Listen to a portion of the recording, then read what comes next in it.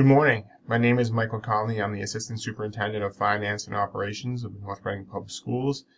And today I'm going to do a brief 10-minute video that discusses some budget revenue offsets that we have put together for the fiscal year 2027 school budget. I think this is an important part of the community understanding what kind of goes into budgeting for a school or municipal budget, and beyond the funding that's supported by the community, there's several other funding sources available through our federal state grants or our revolving accounts where we collect a user fee for. So when you look at our requests or our all funds, we certainly have the general fund budget, which the revenue source is certainly the local contributions for taxes and local receipts, and then state aid and Chapter 70 all come in and help make the general fund budget for schools in town. Then the schools have access to their special revenue funds, which are federal grants, state grants, revolving funds, which we'll go over today, and then there's some other special revenue funds like gifts and donations we receive from PTOs, PTAs, athletic booster groups, private donors, and so forth, that all come in and help fund a school available funding sources for the students. If you look at our revenue, the majority of the revenue is done through the municipal contribution through local property taxes, over 72%.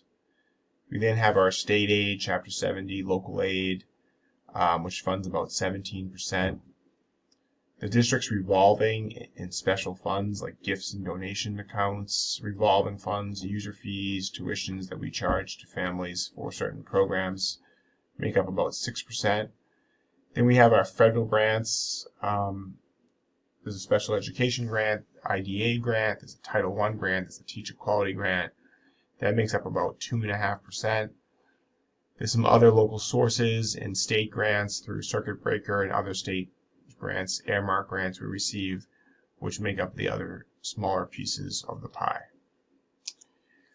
When you look at the school's revenue offsets, here's a history of our revolving grants that have helped offset the local budget. You can see that it's been relatively moderately increasing or relatively stagnant for the last few years, all of which is a little bit more than $3.5 million.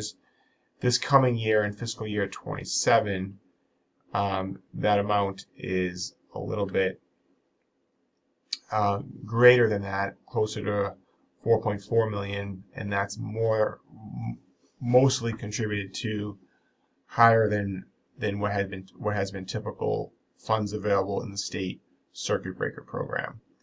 So we receive money through the state program for certain transportation and tuition expenses for special education out of district students.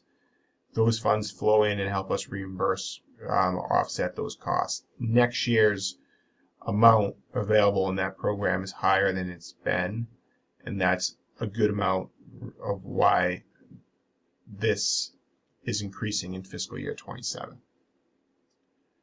If you look at our federal and state grants, these are the majority of the grants that we have access to that help offset the budget. We have an early childhood grant, which helps fund a paraprofessional support in our preschool program. We have an annual grant known as Teacher Quality, again federally funded, which helps support our mentor program and professional development for our new teachers. We have a Title I grant, which helps for student math and literacy tutoring for Title I eligible schools, which is the middle school, Hood School, and Little Elementary School.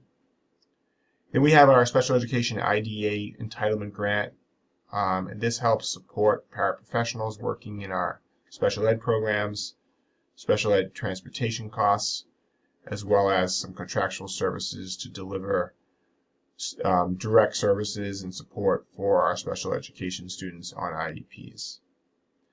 We've been fortunate over the last several years to have some state earmark grants through the support of Brad Jones, state representative, and that annual average of those grants has been about $75,000, and they've predominantly helped support student devices and computers, that replacement cycle for our one-to-one program, as well as more recently some security upgrades to make add cameras, upgrade some software for our at our schools to make sure those security systems are up to date.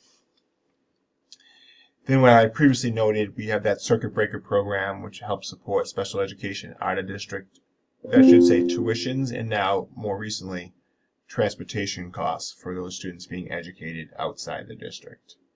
And that $2.1 million threshold that we expect for next year to be available is much greater than it's been. This program works on a little bit of a lag, and the amount coming in next year is based on costs that we incurred in fiscal year 2025 a couple years ago, and that baseline significantly grew back in that year. So that's why we're experiencing a higher than norm, or a higher than what we had seen amount of reimbursement for that program. All in all, our federal and state grant offsets are a little under $3 million.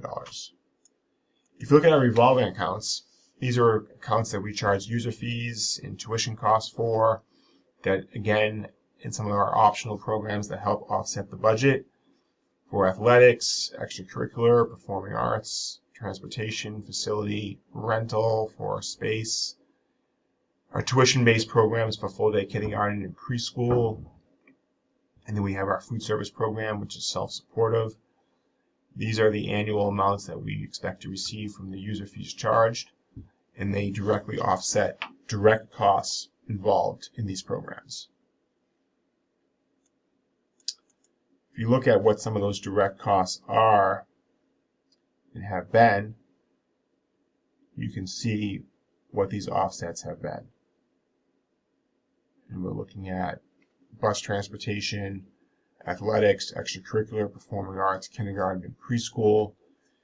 In most cases, the amount of the user fee and tuition costs that we're collecting is really less than 50%, more on an annual average of 30 to 35% of the cost to support those programs.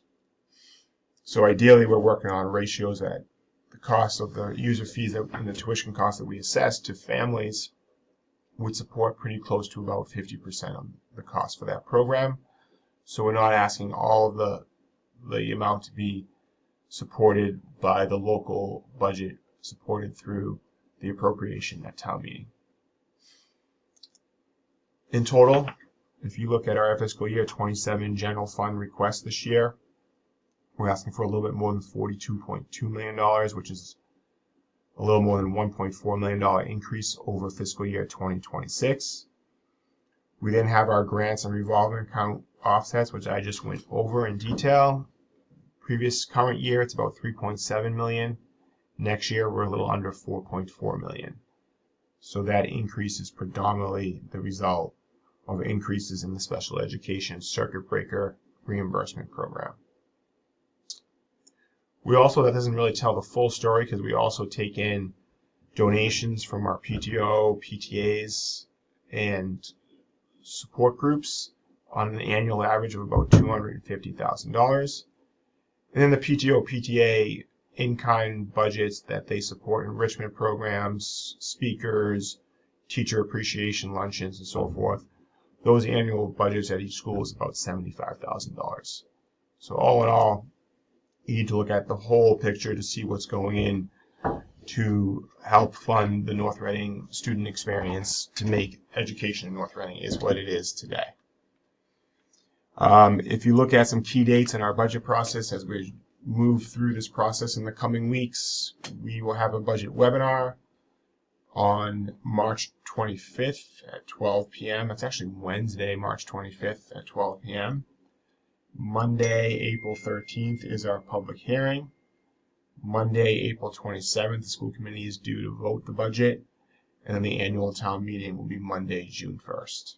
We hope that everyone can continue to participate and be a part of these key meetings and public discussions where we'll debate and discuss priorities as we look to fund in the fiscal year 2027 school budget, that the community can support and afford. Well, I hope the short presentation helps you understand some of the budget subsidies and offsets that go into funding a school budget, particularly in North Reading. And if you have any questions, you can certainly continue to reach out to me at Michael Conley, the North Reading School Assistant Superintendent of Finance and Operations. Thank you.